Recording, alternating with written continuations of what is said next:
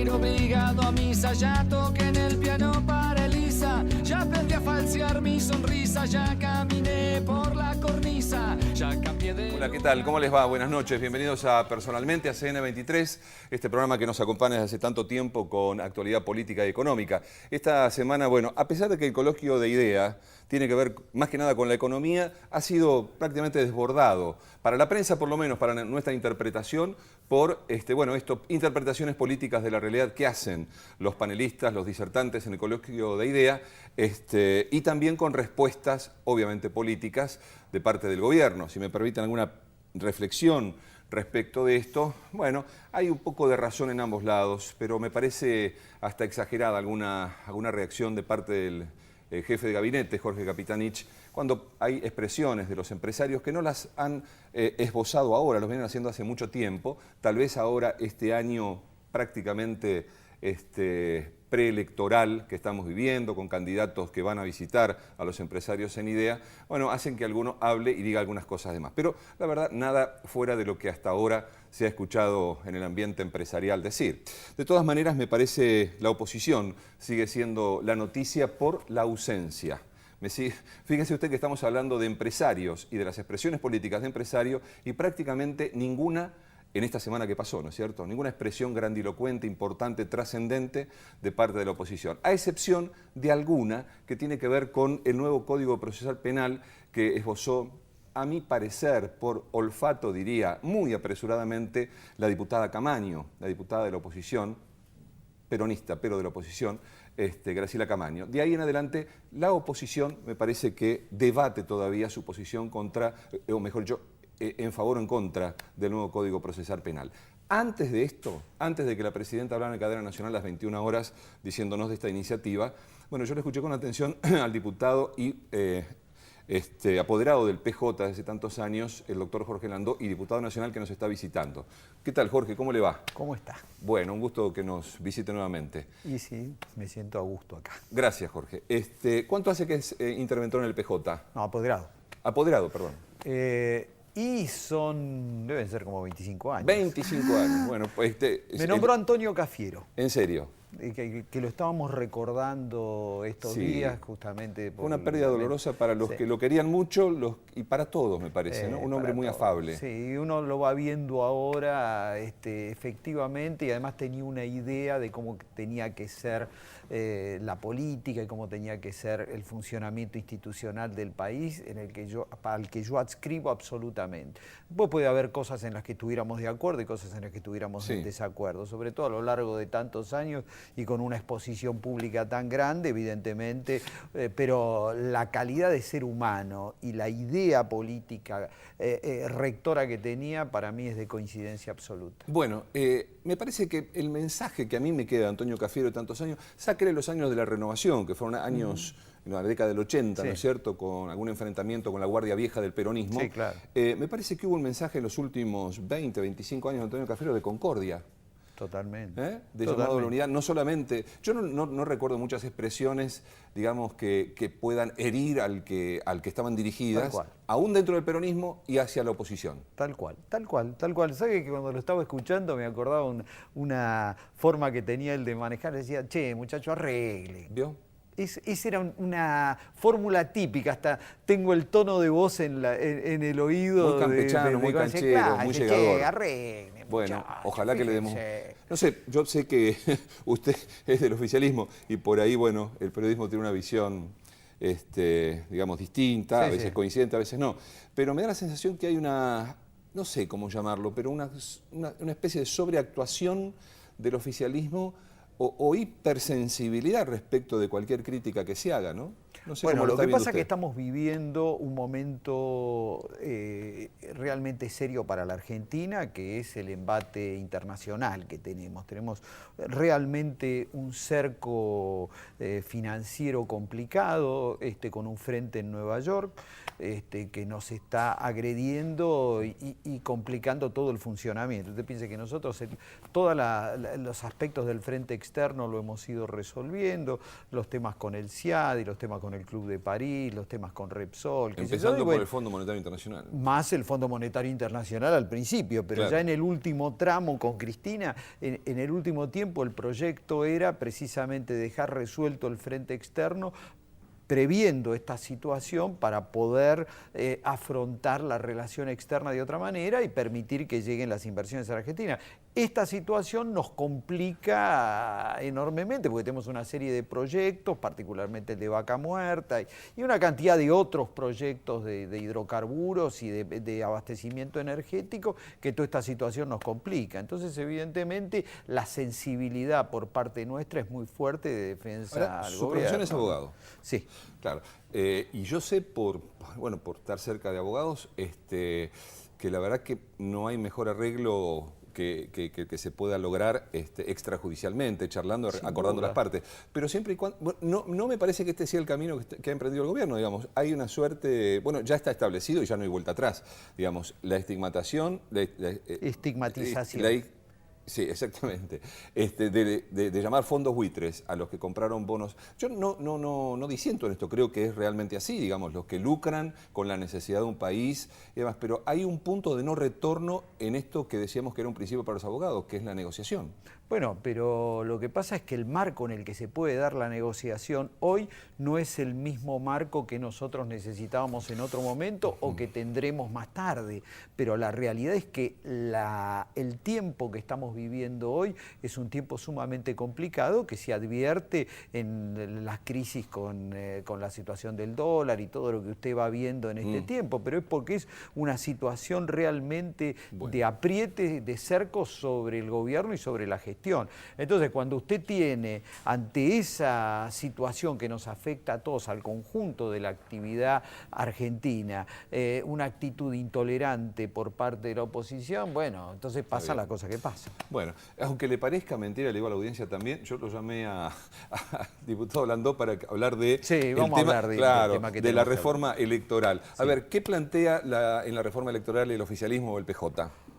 Bueno, en realidad quiero hacer la primera aclaración. Sí. Lo planteo yo. El proyecto es mío, no es que yo soy un ET, yo formo parte del Partido Justicialista y del Frente para la Victoria y adhiero a mi gobierno, pero no es un proyecto del gobierno, es un proyecto personal mío. Esta es la primera aclaración que quiero hacer. Bueno, pero va a tener toda la firma del oficialismo, se me ocurre. Sí, bueno, está bien, pero lo que quiero marcar está bien, es que no es como las otras reformas que no viene de Cristina Fernández. Fernández. Exactamente, esto claro. quiero aclarar. Bueno, ahora vayamos al tema. Miren, lo que busca es esencialmente mejorar la prestación del servicio electoral que presta el Estado a los ciudadanos. ¿Es perfeccionarlo un poco? Perfeccionar... ¿Qué encontró usted, Jorge, que merecía ser perfeccionado? Mire, todos los años, cuando uno tiene la actividad electoral, va descubriendo una serie de cosas que, como por la velocidad que tiene la resolución de los problemas, uno no tiene tiempo de sentarse a ver cómo se cambian, pero sí va tomando nota, lo piensa y en el momento que puede, que fue este año, que es un año no electoral, lo redacta y lo eleva, lo considera para este momento, precisamente para que rija el año próximo. Primera cuestión, se busca mejorar el perfil de los presidentes de mesa, haciendo que tengan un proceso de capacitación y remunerado el proceso de capacitación. Van a tener que pagar mucho, Jorge, para que alguien se interese, porque la experiencia mía, y usted también, usted es un hombre que camina a la calle, digamos, es que hay como una suerte de... La democracia está conquistada, esto me parece que no se le da valor por parte del ciudadano al privilegio que significa ser llamado para tener la carga pública, ¿no es cierto?, de participar como presidente de mesa, por ejemplo. Sí, bueno, pero el grado de ausentismo se ha ido morigerando... ¿Ha bajado? Enormemente en las dos últimas elecciones, particularmente desde el momento que fue remunerado. ¿Ah, sí? Ahora se va a tener una doble remuneración de aprobarse este proyecto, a partir del cual el presidente de mesa, la autoridad de mesa, va a tener una capacitación posterior y se le pagará por realizar el proceso de capacitación. Y esto es así porque generalmente los fiscales tienen mejor formación que la que puede tener el presidente de mesa, y eso altera el orden jerárquico que debe existir en cada mesa. Usted piense que el presidente de mesa es el dueño de lo que pasa en esa mesa, y si el el dueño de lo que pasa en esa mesa o la verdadera autoridad que rige por sobre los fiscales, que a su vez ejercen un control cruzado, y él actúa como árbitro, no tiene la suficiente capacitación y se desordena el sistema. Sí, o los fiscales que son muy pícaros e instruidos por las partes, digamos, lo pasan por arriba. Exactamente. Se ha visto del año 83. Bueno, eso, es cierto.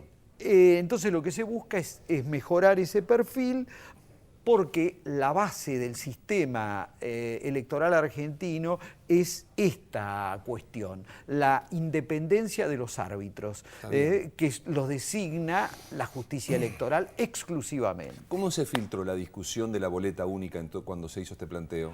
Porque en rigor nosotros planteamos que vamos a seguir avanzando, por lo menos para este próximo turno electoral, con la boleta múltiple. Y la oposición buscó instalar el tema de la boleta única para tratar de tener una posición opositora y de rechazo a todo el proyecto. Pero ello tiene 40 y pico de artículos y tiene 40 y pico de ítems, de los cuales el de la boleta, de la utilización de la boleta múltiple, es uno de los ítems que tiene el proyecto, de modo tal que no invalida el hecho que estén en oposición a ese tema todos los demás temas que trata el proyecto. ¿Cree que va a salir? Yo espero que sí. Creo que es lo que la Argentina necesita en este momento. Creo ¿Sus que compañeros de bancada qué le han dicho? Que nos van a acompañar, naturalmente. Y lo iremos conversando y espero que la oposición y todos nos acompañen y que salga por unanimidad, o por lo menos por una enorme mayoría. Que es lo que sería saludable, digamos, para la salud del ciudadano que en estos temas se pongan de acuerdo. Y la Constitución además exige una mayoría agravada para las cuestiones electorales y está bien que así sea. Sí, pero digo, después de la discusión y un acuerdo por lo menos básico. Por lo que yo conversé el miércoles durante la sesión con distintos integrantes de la oposición, ellos lo ven, más allá de las declaraciones públicas, están en general de acuerdo con los temas planteados. Muy bien. Jorge, le agradezco mucho. Muchas gracias. Voy a hablar ahora con 3 abogados que son los que están en la calle sobre el nuevo Código Procesal Penal, y ya veo que me está esperando Graciela Giannatasio por ahí, que es la presidenta de la Comisión de Justicia de la Cámara. Así, el Código Procesal Penal me parece que tiene que ver necesariamente, y por lo menos así el ministro de Justicia lo anunció, con la inseguridad. Quiero saber cómo. Bueno, la doctora Giannatasio le va a explicar. ¿Lo va a votar usted con una mano o con las dos? Con las dos. Como corresponde a un peronista. Gracias, Jorge, muy Gracias amable. a usted. Bueno, aquí me voy a recibir a 3 ilustres abogados que nos visitan, muy conocidos. Uno fue funcionario del Poder Judicial. Bueno, aquí nomás estamos en condiciones de presentarlos, ¿sí? Aquí a mi derecha, más cercano, Gabriel Iezzi. ¿Cómo le va, Gabriel? ¿Cómo está? Bien, gracias por la invitación. Bien. Todo muy bien, gracias. Bueno, a su lado está el doctor Cristian Poletti, también abogado penalista. ¿Cómo le va? Antonio? ¿Cómo está, doctor? ¿Bien? Muy bien, muy bien. Bueno, Gracias. y allí está en el rincón, en el otro extremo, el doctor Andrés Harfuch, que es profesor de Derecho Penal, vicepresidente de la Asociación Argentina de Juicio por Jurados y ¿Fue o es defensor? Soy. ¿Es todavía? Sí. Defensor general de San Martín. Me llama la atención este punto. ¿Cuántos habitantes tiene San Martín? ¿A cuánto llega, digamos, Son casi 2,5 millones de personas. ¿Cuánto? 2,5 millones de personas porque abarca San Martín, 3 de Febrero, San Miguel, José Cepaz y Malvinas Argentina. ¿Da abasto? El problema del Poder Judicial, ¿no? Es muy grande lo que es las características urbanas y semiurbanas de la zona y bueno, realmente es una zona muy pesada. Natural. Bueno, pero cuando uno dice esto, yo inmediatamente me pregunto, ¿qué es? ¿Más que la media nacional? ¿Es igual que la media nacional? O si usted me dice es una zona pesada, yo lo interpreto como periodista, como hombre de la calle, que son más agudos allí los problemas que en otro lugar. Sí, por supuesto. Es la zona de la Argentina, toda la zona del conurbano de la Argentina es donde realmente se da el problema donde los problemas de la justicia y los problemas correlacionados con la justicia, como el tema de la inseguridad, etcétera, son más visibles. Está bien.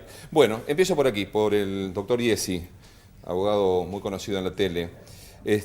Gabriel, ¿qué me dice usted del nuevo Código Procesal Penal? La presidenta lo presenta, bueno, un día de semana a las 21 horas. Muchos especulaban con que eran temas económicos, Se había escuchado algo de la cadena nacional, dijeron, bueno, aquí viene algún tema económico, digamos que son los temas por ahí que tienen mayor prensa y que yo creo que son los más importantes hoy para el país. Me parece a mí, me da la sensación, puedo estar largamente equivocado. La presidenta presenta un Código Procesal Penal nuevo, ¿sí?, que lamentablemente para mi gusto fue más importante algo que mencionó la presidenta, que está incluido dentro del código, que algunas otras cosas que me dicen los profesionales de derecho que tiene mucho más peso para una reforma, que fue el tema de la expulsión de extranjeros, que es un tema, pero después, bueno, querría que ellos, digamos, los que van a practicar y regirse por un Código Procesal Penal, me digan que ellos consideran que es lo más importante. Doctor Iesi. Bueno, Antonio, gracias por la invitación nuevamente. Para mí el proyecto es el principio del cambio. Y digo es el principio del cambio porque no alcanza solamente con reformar el Código Procesal Penal si esto no viene acompañado de una cuestión estructural vinculada a lo que son las fiscalías, a la ley del Ministerio Público, a lo que es las cárceles, el servicio penitenciario, el servicio de policía, la implementación de notificaciones electrónicas, las videoconferencias, todo lo que tiene que ver los juzgados de ejecución, la forma de contralor de las medidas alternativas de prisión. Es un abanico de cosas que nos quedamos en una parte si miramos solamente esto. No hay duda que es el momento adecuado para implementar este cambio. Tengo mis reservas y hablaba con algunos colegas estos días si esto va a poder ser implementado en la práctica en no menos de 5 años por todos los cambios que la organización de esto requiere. Hay edificios en los tribunales de capital que tienen, por ejemplo, 2 salas y esto requiere oralidad permanente. Va a imposibilitar la delegación de funciones que hoy existe en la práctica y hoy creo que salvo un caso que podamos tener extremo, un juez recibe la indagatoria como marca el Código Procesal Penal actual. Acá los jueces van a tener que estar al frente. Con lo cual, esto es el primer cambio. Pensemos que esto es un proyecto de unas 143 fojas, yo lo tengo acá, lo he leído. Son 349 artículos, casi 200 menos que el Código Procesal Penal actual. El sistema que nos rige actualmente es un sistema mixto. Y cuando digo mixto quiero aclarar que también los fiscales tienen hoy desarrollo investigativo en 3 supuestos. En los autores desconocidos, donde automáticamente ingresa una causa y va a la fiscalía para que trabaje hasta que identifican el autor, en algunos casos, en otros directamente la causa termina archivándose, como en el robo de auto, el 99% de las causas se archivan sin ningún tipo de identificación de autor, es decir, no hay tarea investigativa de ninguna índole. En segundo lugar, aquellos hechos donde el juez decide delegarle la instrucción al fiscal, son hechos donde la fiscalía interviene. Y el tercero, en flagrancia. Cuando hay un hecho de flagrancia, el fiscal... Pero es una intervención... Es decir, el delincuente tomado en el momento que... Correcto. Pero es una intervención acotada, porque nosotros como abogados defensores lo que ejercemos, podemos sacarlo al fiscal si queremos de la escena pidiendo que la indagatoria la reciba el juez. Si no nos interesa que el fiscal, por alguna cuestión, porque conocemos el pensamiento del fiscal, o porque pensamos que el fiscal no va a llevar el proceso, o queremos hacerlo más largo, porque esto es una instrucción corta, lo retiramos del fiscal.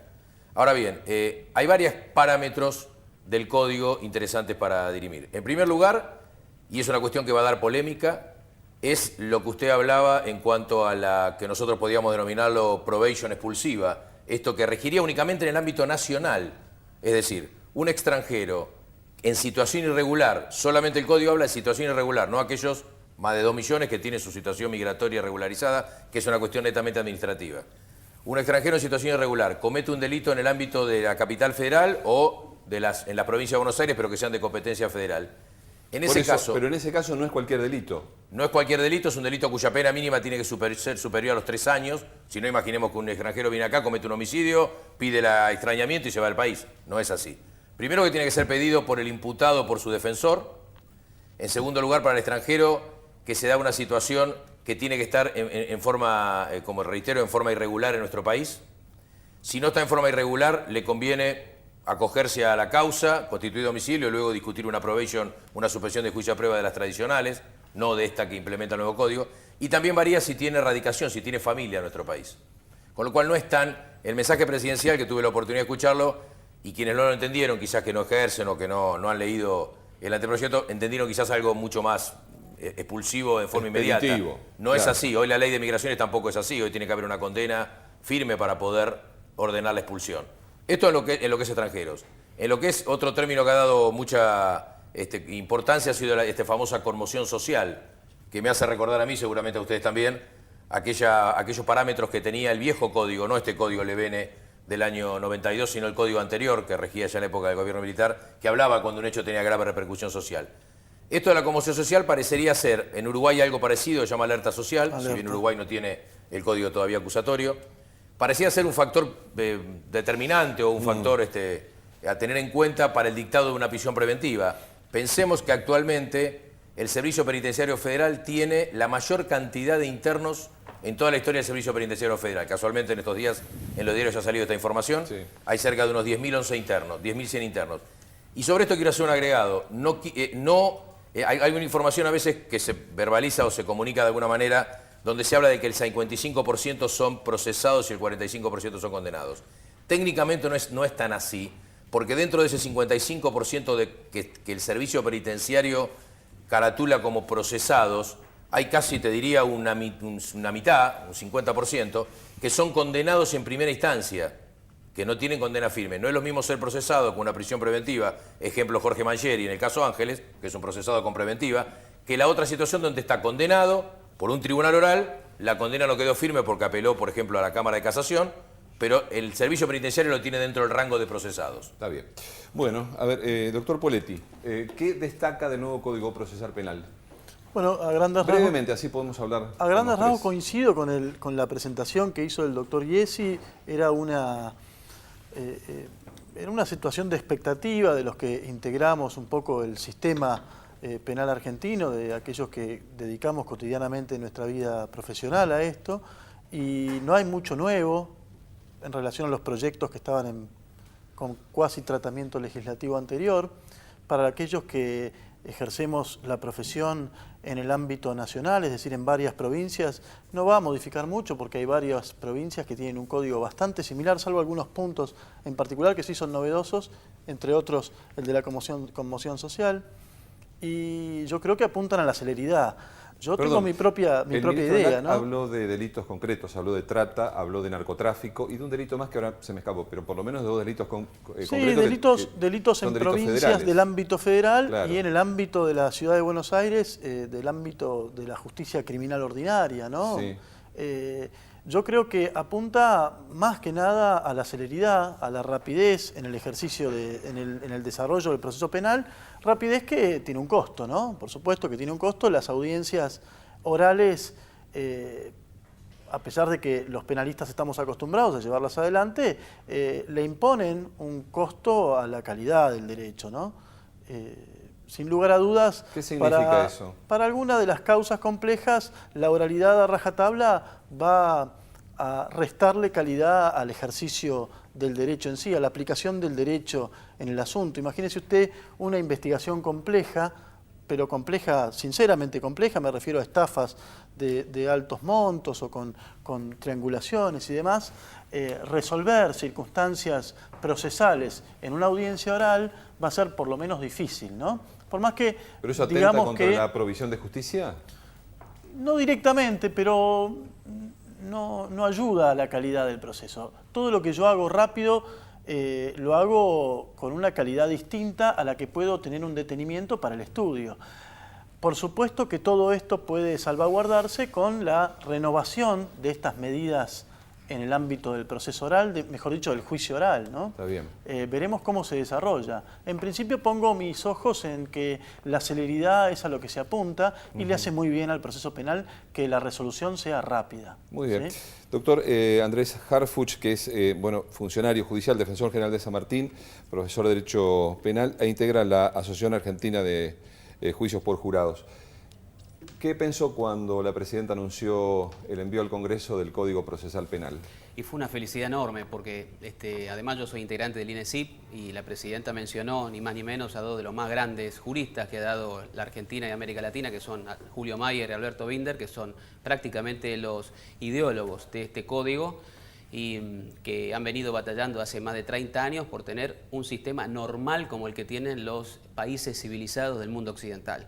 Nosotros no lo tenemos. ¿Cuáles son esas características? Nosotros tenemos la justicia sistema? del expediente, del secreto, del ritualismo, del que no se sabe nunca nada, de que todo se hace por escrito, todo como dijeron los colegas aquí, todo se hace por delegación. No es el juez el que decide, sino un empleado que le hace un escrito y el juez va y lo firma. Y el juez suele ser un sello de goma, ¿no? Claro, ¿qué tipo de justicia es esa? Eso la ciudadanía percibe que eso es la no justicia y realmente es así. Ahora, este código apunta a una oralización completa, para que todas las decisiones jurisdiccionales sean tomadas en una audiencia pública transparente delante de un juez, un fiscal, un defensor, el acusado, la víctima, que también incorpora a la víctima este código por primera vez con plena voz y facultades importantes, y además coincido también en que es un código que abre puertas hacia también lo que va a venir, que son, por ejemplo, el cumplimiento de la demanda constitucional del juicio por jurado, una ley de Ministerio Público, una ley de Defensa Pública y una ley de organización judicial que reemplace de una vez por todas la organización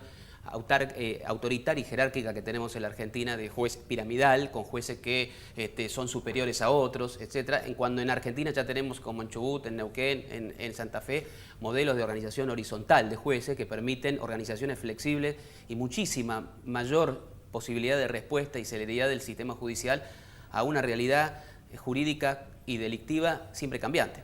Ahora, lo que menciona el doctor Poletti me llamó la atención. Bueno, tengo ahí un tema que mencionó el doctor Iesi, pero él habló de, digamos, de la calidad. Esto es lo que yo interpreté, Poletti, de la calidad de la justicia cuando se habla de oralidad. ¿Usted cree que puede haber algún riesgo, digamos, en la calidad de provisión de justicia? Creo que no, más que verlo por ahí como una crítica, lo veo como una especie de prevención. Es verdad que el sistema de oral va a hacer que nosotros, los litigantes, nos reconvertamos. Nosotros no es lo mismo litigar por escrito que litigar en una audiencia. Lo cierto es que los países también más desarrollados resuelven los casos complejos en audiencias, pero para lo cual ellos tienen que cambiar el modo de presentación de sus argumentos. Esto hay que hacerlo, bienvenido sea, porque yo no creo que haya ningún caso complejo. Es más, yo creo que el sistema escrito es un sistema de muy mala calidad. No creo yo que haya una decisión jurisdiccional escrita de mayor calidad que una decisión que se toma en un litigio adversarial, en donde también, convengamos, en caso de delitos complejos, hay mucha prueba documental que se presenta. Esto tampoco, eso no va a ser suplantado. Bueno, le tengo que hacer más o menos para ir redondeando el tema, lo que más me interesa, a la gente, a la señora o el señor que está mirando, lo que más le interesa. ¿Va a contribuir de alguna manera este nuevo Código Procesal Penal con estos luces y sombras que aparecen en el horizonte? No lo vamos a ver hasta que no se aplique.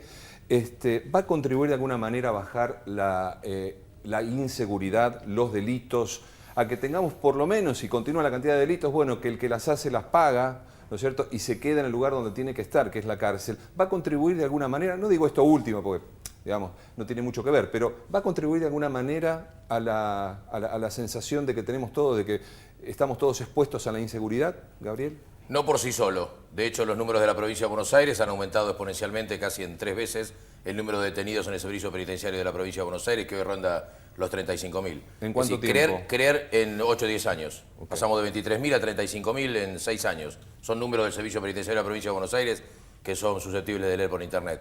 En este sistema, el fiscal investiga y acusa. El juez controla y resuelve, el tribunal sentencia. Esto por sí solo no va a terminar. Lo que hipotéticamente, y creemos que así en la provincia de Buenos Aires se ha dado una sinergia de este motivo, con salvedades, porque esto ha obligado, por ejemplo, a que los jueces lean el expediente antes de dictar sentencia. Cuando a veces uno va a un debate oral y nota que uno de los integrantes de los 3 leyó el expediente por las preguntas que formula y los otros 2 lo leen después o adhieren. Acá habla de algo importantísimo, el artículo 20, la motivación que tiene que tener las resoluciones judiciales. Ya no sirve más, me adhiero y aquellas fórmulas cliché. La motivación obliga a leer. Y en las audiencias orales, como bien decía Cristian, como decía Andrés, va a obligar a que el juez lea el expediente antes.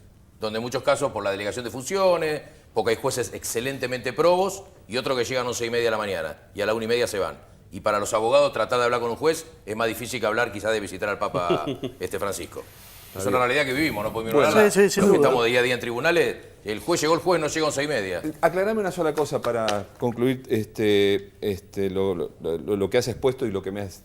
¿Vos crees que 5 años va a tardar en aplicarse en forma integral este nuevo código? Yo creo que hasta que todo se estructure en la fiscalía, se incorpore más fiscales, se incorpore más personal, se readecue la estructura de la fiscalía, se tomen medidas de lo que es sistemas, lo que es edilicia, se implemente la videoconferencia. Los países del mundo no traslada. El Servicio Penitenciario Federal Argentino, en el mes de marzo, te digo una estadística cualquiera, hizo 13.100 traslados de internos. Hay 10.100 internos, 13.100 trasladaron. ¿Para qué? En muchos casos para notificaciones. Situaciones que hoy se reemplazan con videoconferencia entre los tribunales y los penales. Con el costo, ¿no? Con el costo en seguridad. Con el costo, con la seguridad, aparte de que se escape, como una vez pasó en la autopista Richieri. Entonces yo creo que todo este complejo, más la ley de organización, Varios presumimos de que va a tardar unos años en que se ponga a punto. Y aparte no nos olvidemos que va a quedar todo lo residual, todos los procesos que están hoy en trámite. Sí, va a haber una justicia de transición como ha pasado en la provincia de en Buenos su Aires. momento. ¿sí? Poletti, ¿cuál es su opinión? ¿Cómo contribuye a la inseguridad o a la seguridad de este nuevo código? Es una herramienta más. Yo le bajaría un poco los decibeles a la expectativa, ¿no? Que un ordenamiento ritual, un código procesal que se va a implementar pueda ser la panacea del cambio de la cuestión o de la condición de seguridad de los delitos contra la propiedad que hoy se está viendo, que se dice que hay. La realidad me parece a mí que si le pongo tanta expectativa, después va a ser peor, ¿no? Me parece que es una herramienta o una Doctor, herramienta yo creo que útil. la gente quiere un poquito más de seguridad. La verdad que yo, si me lo preguntan a Sí, mí... pero no la busquemos en pregúntemelo a esto. mí. Yo le digo, yo no quiero tanto, yo quiero un poquito Sí. más de seguridad, un poquito.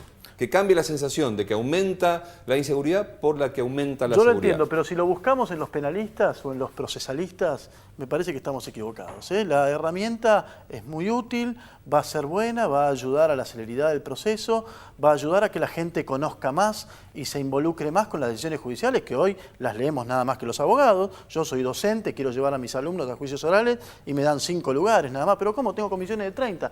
Pero hay 5 nada más, no hay juicios orales hoy. Hay oralidad, pero no hay publicidad. La publicidad exige, mejor dicho, viene de la mano del contralor, del justiciable. Y eso al Poder Judicial hoy no le gusta. Por eso no abre el juego, como decía acá el colega. La realidad es que el proceso adversarial mejora sustancialmente la calidad de las sentencias. ¿Por qué? Por la bilateralidad, por la contradicción, por la fuerza que hace la defensa, chocando con la fuerza que hace la acusación. Es verdad, ¿sí? Eso va a mejorar sustancialmente. No puedo ponerle yo todas las expectativas que andan dando vuelta en lo político porque me parece que me voy a decepcionar. Bueno, ¿sí? te lo voy a preguntar ahora a la doctora Giannettazio a ver si cuánta expectativa podemos ponerle. Doctor. Yo creo que en algún punto sí. Es decir, creo que el Código Procesal Penal es una herramienta simbólica muy importante, pero que además dota de herramientas muy importantes para quién es el actor clave para lo que usted está diciendo. ¿Qué es? Que es el Ministerio Público Fiscal, que va a concentrar ahora el poder de investigar.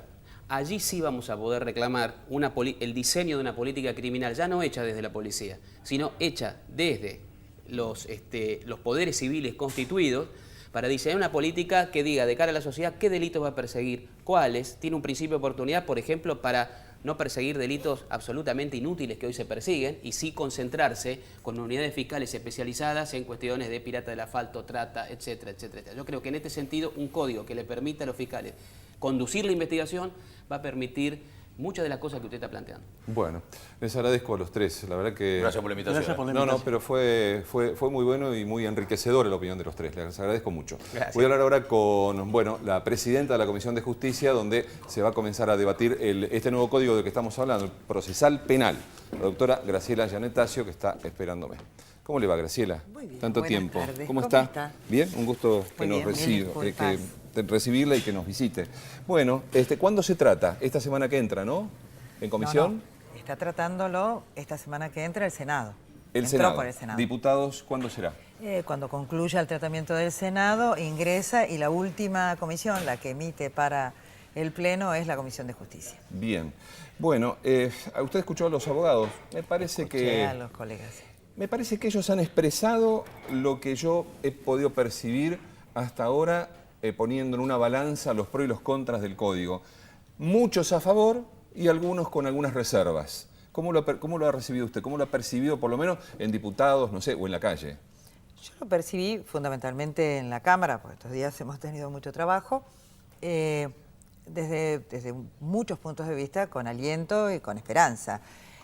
Luego, nada es mágico, tiene que verse en la ley de implementación también y tiene que verse en la calle. Pero la verdad que acortar los plazos, acercar la justicia, protagonizar la víctima, son elementos que estuvimos esperando durante mucho tiempo.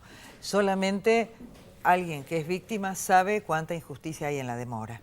Sí. Entonces, solo con mirar el acortamiento de los plazos, la oralidad y la participación de las víctimas, ganamos mucho tiempo y mucho protagonismo.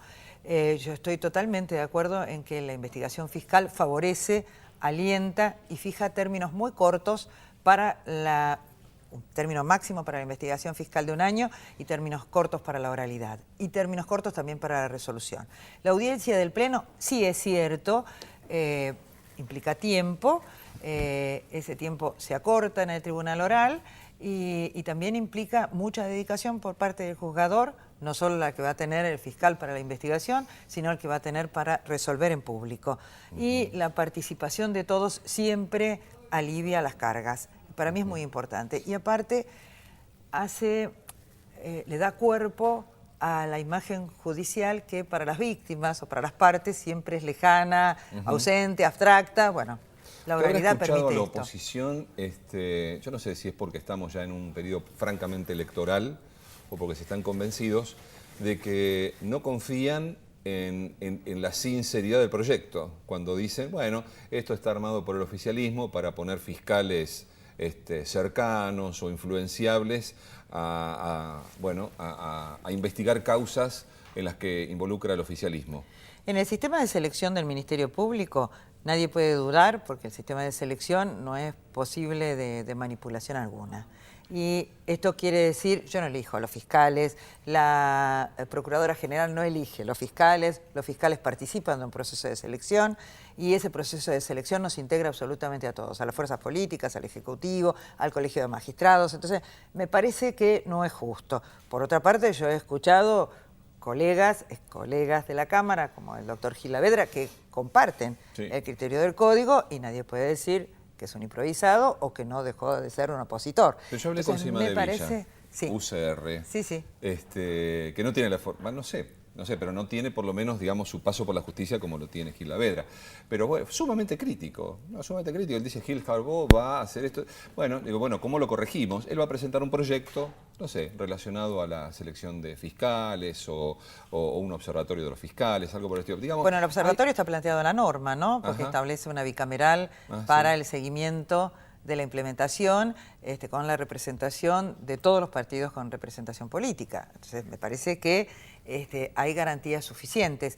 Pero también veo que la sociedad siempre es reticente, sobre todo la sociedad corporizada, ¿no? Digamos, aquellos que tenemos poder de resolución o de decisión o de inferir en ella, me parece que siempre hay temor respecto del cambio. Entonces, me parece que más temor del que tenemos no podemos tener. Digo, más temor del que tenemos quiere decir más inseguridad de la que viven los que no saben qué va a pasar con la suerte cuando son víctimas de su dolor y de aquel que lo protagonizó, que los convirtió en víctimas.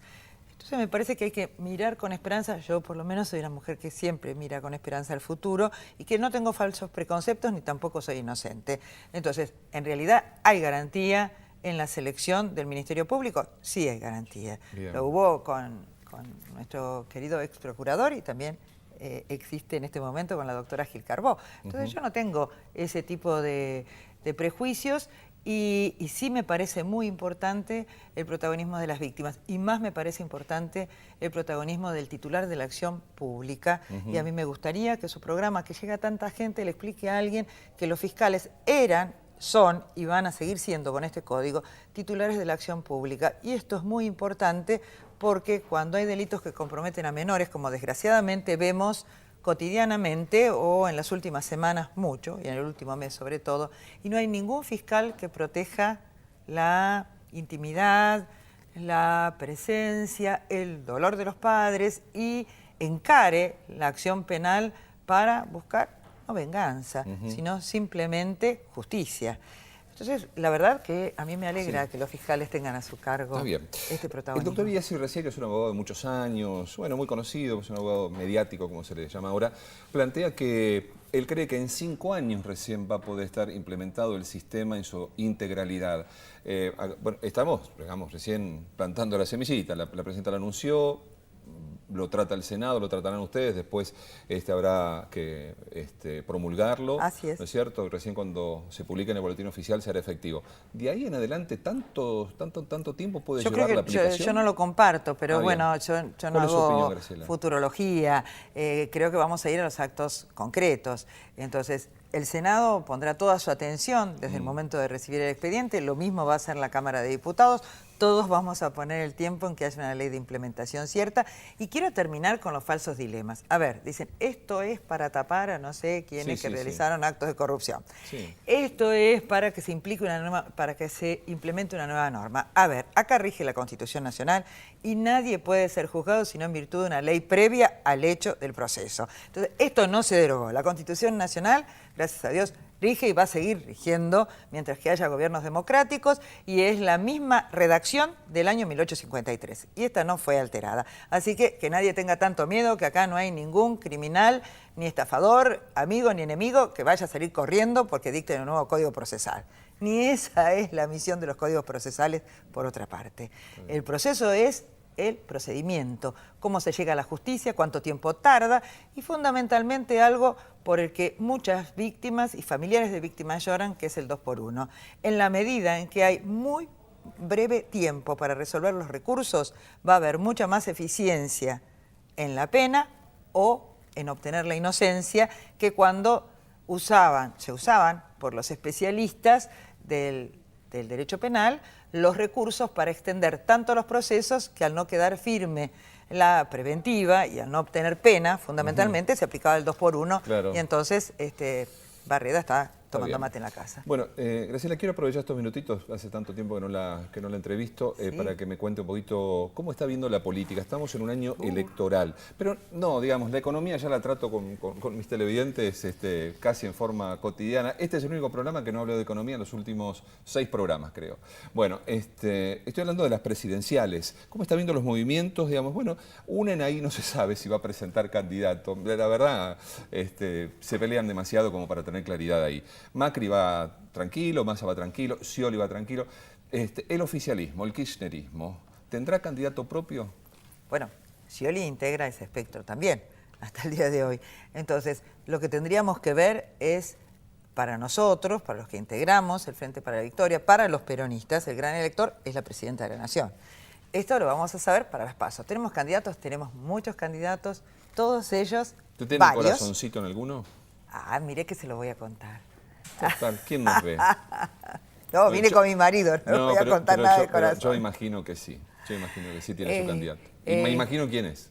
No se imagina. A ver, nosotros vamos a acompañar la decisión de la Presidenta y todos los precandidatos, que son todos muy valiosos, van a acompañar la decisión que la Presidenta tenga en su momento, que es la decisión si la Presidenta no del toma partido? ninguna decisión? ¿Cómo que no va a tomar ninguna Mire, decisión? Néstor Kirchner, que bueno, lo conocí hace Sí tomó decisiones 30 años. anticipadas, yo puedo dar fe.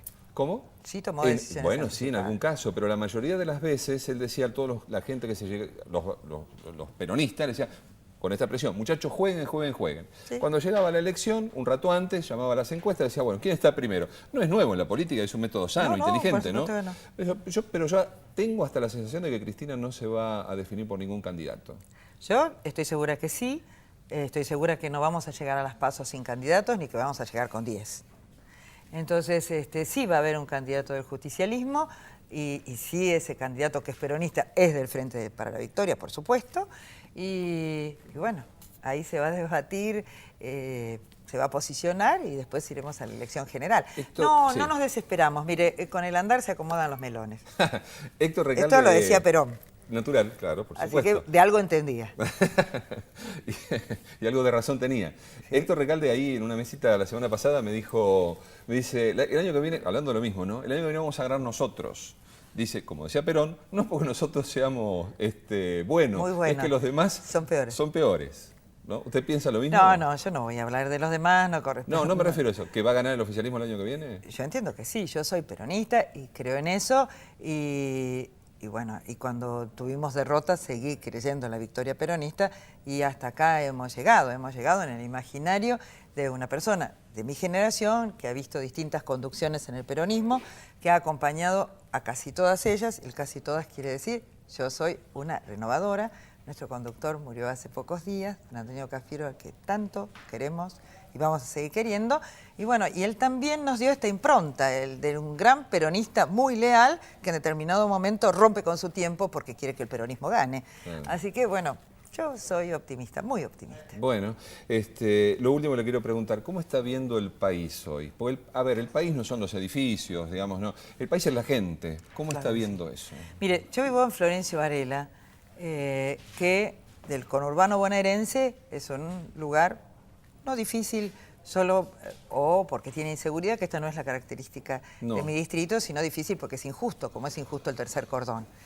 Este gobierno, Néstor, Cristina, lo hicieron mucho más justo. Tenemos el hospital regional, que es el segundo de América en calidad. Tenemos una universidad, la Arturo Jaureche, una de las más importantes del conurbano. Y en ampliación constante. En ampliación constante y con un rector que fue el rector de la Universidad de Buenos Aires, con docentes concursados. Yo estoy entre ellos, voy a decir la verdad. He concursado mi cargo y estoy muy contenta de esto. Tengo una responsabilidad muy grande con alumnos jóvenes. En realidad, cuando empezó la universidad tenía alumnos más grandes que yo. Ahora tengo alumnos que ya vienen de la escuela media. Eran la primera generación de una familia de universitarios. Absolutamente. Qué logro ese. La primera generación de universitarios. Entonces me dice usted, si yo lo tengo que mirar en mi distrito mira con mucha esperanza.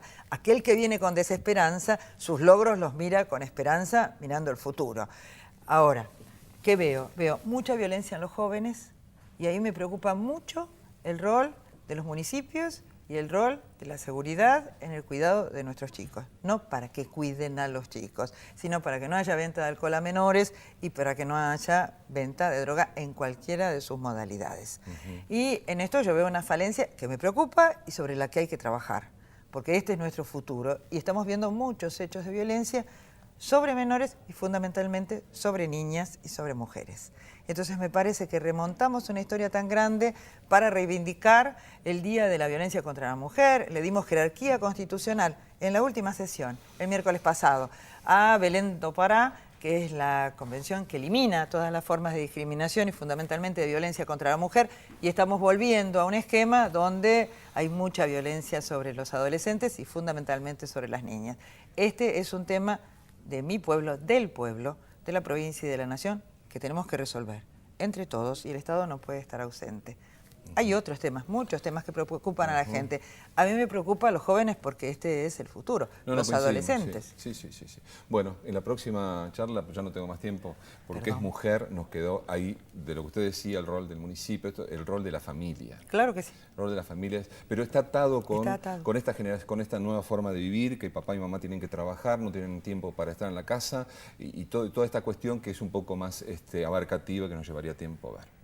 Y una familia que fue desplazada del centro. Totalmente. De la escena, claro. ¿no? Gracias, Graciela, por visitarnos. Gracias a usted.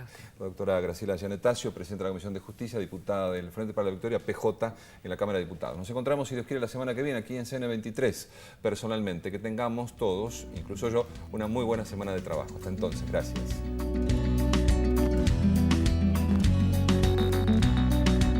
Ya tuve que ir obligado a misa, ya toqué en el piano para Elisa, ya aprendí a falsear mi sonrisa, ya caminé por la cornisa, ya cambié de lugar mi cama, ya hice comedia, ya hice drama, fui concreto y me fui por las ramas.